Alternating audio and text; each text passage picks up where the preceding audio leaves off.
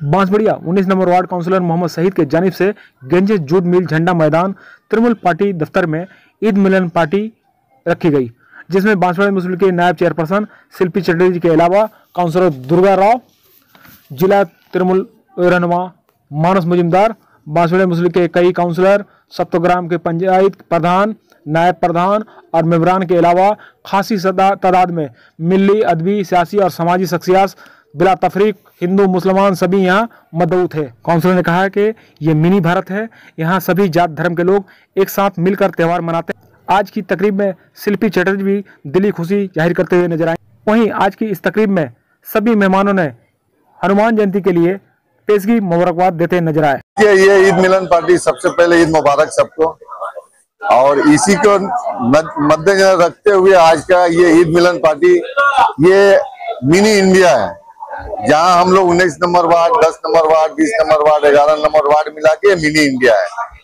इसी को लेकर आज हम लोग ईद मिलन पार्टी का प्रोग्राम रखे हैं, इसमें सभी लोग शामिल हैं।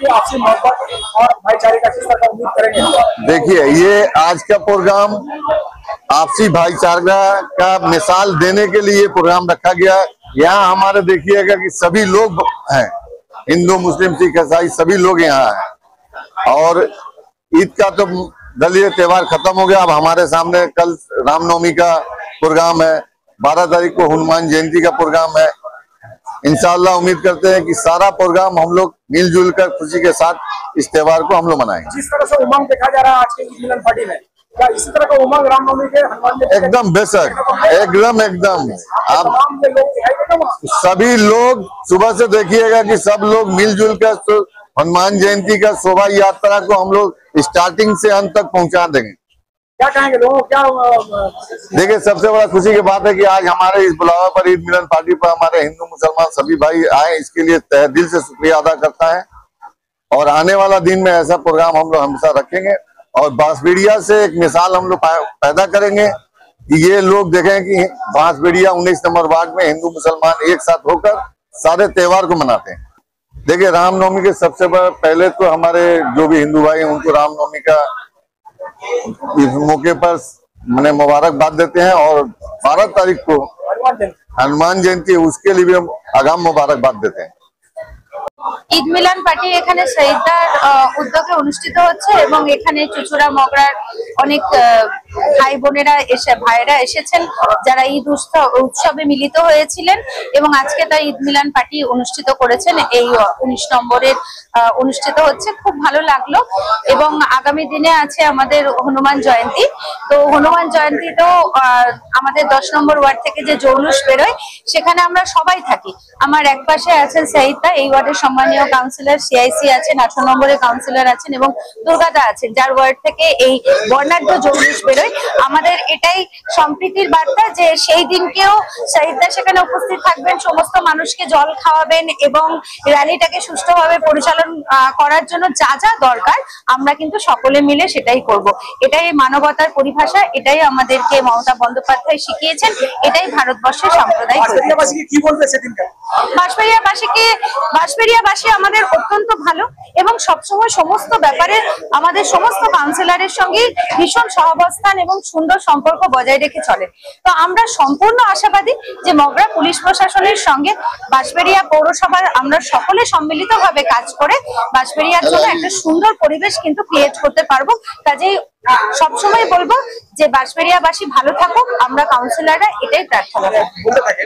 যে পলিটিক্যাল যারা লোকজন আছে ওরা সেটা থাকে না, সামনে জৌলুসের মধ্যে থাকে না, একদম পলিটিক্যাল লোকজনেরা জৌলুসের মধ্যে থাকে। গত বছরও যেটা করেছিলাম আমি, শহীদদা, দুর্গাদা, অরুণ, আমরা একসঙ্গে এতগুলো কাউন্সিলর একসঙ্গে মন্দিরে পুজো দিয়েছিলাম এবং পুজো দেওয়ার পরে কিন্তু আমাদের সেখানে আরেকটি জায়গায়, যেহেতু গতবার আমাদের পলিটিক্যাল প্রচার ছিল এবং রচনাদি পুজো পাঠিয়েছিলেন, সেই পুজো কিন্তু আমরা সবাই মিলে সেখানে দিয়েছি। সেই দিন তিনি অন্য একটা জৌলুসে ছিলেন, তারপরে আমরা আরেকটি পার্টির প্রচারে চলে যাই। কিন্তু আমরা প্রতি বছর নিয়ম করে হনুমান মন্দিরে গিয়ে পুজো দিয়ে আসি এবং গত বছরও আমাদের হবু সাংসদ পুজো দিয়েছিলেন, এবারও তিনি পুজো পাঠাবেন। মানুষের চাহিদা যে মিছিলের সাথে দেখতে পাচ্ছি দেখুন, আমি তো সেটা বলতে পারবো না, সেটা উনি বলতে পারবেন। ওনার কি কর্মকাণ্ড আছে এই মুহূর্তে, উনি দিল্লিতে আছেন। এবার উনি কবে থেকে বাংলায় আবার ফিরবেন সেটা তো জানি না। তো উনি গতকাল পর্যন্ত যা ছিলেন, তিনি কিন্তু গতকাল পর্যন্ত দিল্লিতে ছিলেন। এবার যদি তিনি আসেন তাহলে তিনি অবশ্যই আসবেন। তিনি তো কুম্ভ মেলায় এসেছিলেন, সুতরাং আমরা আশাবাদী যে তিনি এটাতেও হয়তো আসবেন। আপনারাও থাকবেন? আমরা তো নিশ্চয়ই থাকি, আমরা তো থাকবোই। আমি থাকবো, সঈদদা থাকবে, দুর্গাদা থাকবে, আমরা সবাই কিন্তু থাকবো। অল কাউন্সিলর যারা রয়েছি আমরা সবাই কিন্তু সেদিনকে উপস্থিত থাকবো। দেখুন, ঈদ মিলন উৎসব আমাদের এই বাংলায় এটা পরম্পরা।